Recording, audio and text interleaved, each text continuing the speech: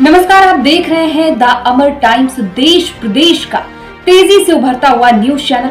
हम अपने news channel के माध्यम से देश प्रदेश की खबरों से रूबरू कराते हैं। आइए देखते हैं आज की खबरों में क्या कुछ है खास। बच्चों के सुनहरे भविष्य का उत्तम शिक्षा के लिए आज ही प्रवेश दिलाए श्री लालाराम आदर्श इंटर कॉलेज नरौली में। श्री लालाराम आदर्श इंटर कॉलेज श्री साहब सरन स्मारक प्राइवेट ITI नरौली में बच्चों का निःशुल्क प्रवेश प्रारंभ हो चुका है। नमस्कार, आप देख रहे हैं the Amar times. UP board द्वारा मान्यता प्राप्त हिंदी एवं अंग्रेजी माध्यम का अनुशासन से परिपूर्ण विद्यालय श्री लालाराम आदर्श इंटर कॉलेज श्री साहब सरन स्मारक प्राइवेट ITI नरौली रुदौली में आपके बच्चों के सुनहरे भविष्य के लिए श्री साहब सरन स्मारक प्राइवेट ITI नरौली रुदौली में NCBT ट्रेड इलेक्ट्रीशियन व फिटर कोर्स की सुविधा है उपलब्ध, जो शिक्षा जगत का ITI कोर्सेज को लेकर ग्रामीण क्षेत्र का ऊंचाइयों को छूता हुआ प्राइवेट सेक्टर का प्रथम कॉलेज है। विद्यालय में नर्सरी से इंटर तक कला एवं विज्ञान वर्ग, नर्सरी से कक्षा 10 तक अंग्रेजी माध्यम CBSE पैटर्न से संचालित कक्षाएं। हम आपको बता दें कि आपके बच्चों के सुनहरे भविष्य के नवनिर्माण के लिए ग्रामीण क्षेत्र में शिक्षा जगत का सबसे सर्वोत्तम विद्यालय श्री लालाराम आदर्श इंटर कॉलेज नरौली रुदौली है। श्री लालाराम आदर्श इंटर कॉलेज श्री साहब सरन स्मारक प्राइवेट ITI कॉलेज में आपके बच्चों के लिए बहुत सारी सुविधाएं उपलब्ध हैं। बच्चों के समुचित एवं संपूर्ण विद्यालय परिसर में CCTV कैमरे की सुविधा उपलब्ध है। स्मार्ट क्लासेज एवं कंप्यूटर लैब की सुविधा उपलब्ध है। सुयोग्य एवं अनुभवी शिक्षक द्वारा शिक्षण कार्य, छात्र छात्राओं की अलग अलग कक्षाओं का संचालन, बच्चों का समय समय पर प्रतियोगी परीक्षाओं का आयोजन, बच्चों का समय समय पर स्वास्थ्य प्रशिक्षण, मेधावी छात्र छात्राओं को विद्यालय करता है पुरस्कृत। प्रत्येक माह में शिक्षक एवं अभिभावक की मीटिंग का आयोजन, अंग्रेजी बोलने पर विशेष बल दिया जाता है।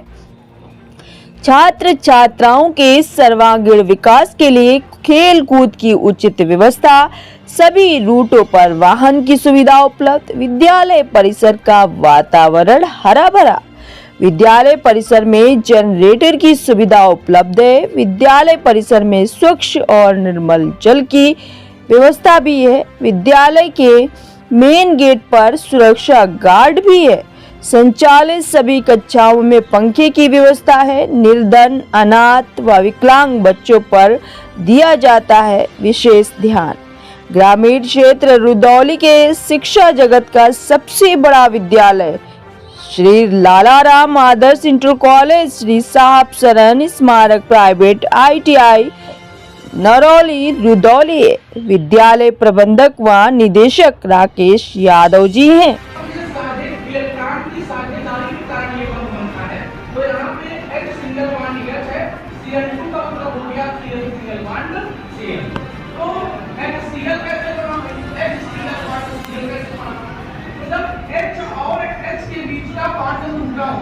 तो बेटा बांध दो प्रकार से टूटता है। बांध कितने प्रकार से टूटता है? एक होता है समविकलन और एक क्या होता है? विषम विकलन। एक क्या होता है? विषम विकलन। एक होता है होमोलिटिक फ्यूजन और दूसरा होता है हेटेरोलिटिक फ्यूजन। तो गुलाम का नियम हम पढ़ेंगे आज। तो गुलाम का नियम है क्या? सन 1785 में फ्रांसीसी वैज्ञानिक गुलाम ने, ठीक है, दो आवेशों के मध्य लगने वाले बल के संबंध में एक नियम दिया था, इसे गुलाम का नियम कहते हैं।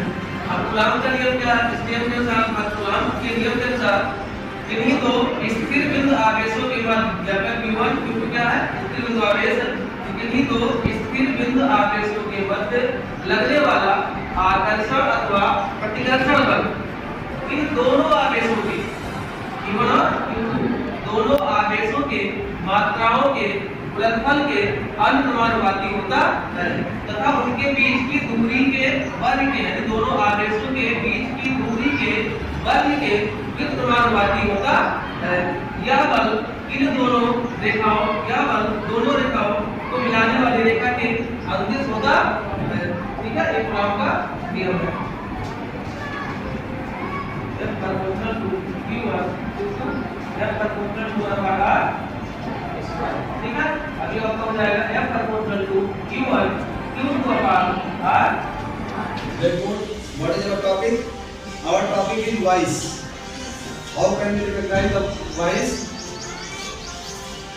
Voice can be divided into two parts: active voice and passive. अब ये एक्टिव और पैसिव इसकी जरूरत क्यों पड़ी? किसी भाषा में इसकी आवश्यकता ही क्यों पड़ी? इसकी आवश्यकता यह है कि जब हमको सब्जेक्ट को मेन लिखना है, सब्जेक्ट तो हिंदी कहता है, जब वो डोमिनेट होता है तो सेंटेंस को एक्टिव वर्ब में कहता है। और जब ऑब्जेक्ट पर फोकस होता है, ऑब्जेक्ट मींस जिस पे कार्य किया जा रहा है, जैसे आई टीच यू, तो इसमें आई हो गया सब्जेक्ट, टीच हो गया वर्ब, यू हो गया ऑब्जेक्ट। ओके, कार्य करने वाला कौन है? आई। किस पे कार्य हो रहा है? यू।